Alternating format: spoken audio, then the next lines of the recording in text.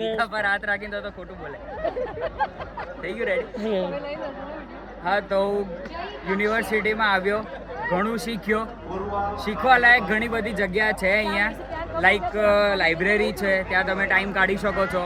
ત્યાર પછી તમારી પાસે પર્સનલ ફેકલ્ટીઝ બી હોય છે, એ લોકો એક એઝ અ મેન્ટર તરીકે બી કામ કરે છે.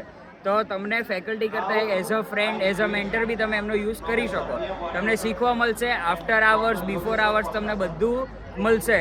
તમને જે બી રિક્વાયરમેન્ટ્સ હશે બધી એ લોકો ફૂલફિલ કરે છે.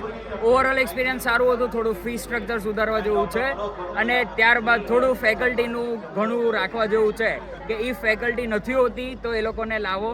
તમને લેક્ચર્સ અટેન્ડ નથી થઈ શકતા તો ફેકલ્ટીઝ એ પ્રમાણે તમે અલોકેટ કરાવો, ને એક સ્કેડ્યુલ થોડું પ્રોપર કરવાની જરૂરત છે. બાકી ઓવરઓલ યુનિવર્સિટી સારી છે. તમારું ખુદનું થોડું બી એક્સપિરિયન્સ હોય તો you can go a grade. Thank you. બહુ સારો એક્સપિરિયન્સ રહેશે એમ તો, પણ મારા ખ્યાલથી મારા બોલવાથી કંઈ નહીં થાય, પણ તમારે ખુદને આવીને અહીંયા એક્સપિરિયન્સ કરવો પડશે તો તમને જણાવવામાં આવશે કે કેવું છે. Thank you.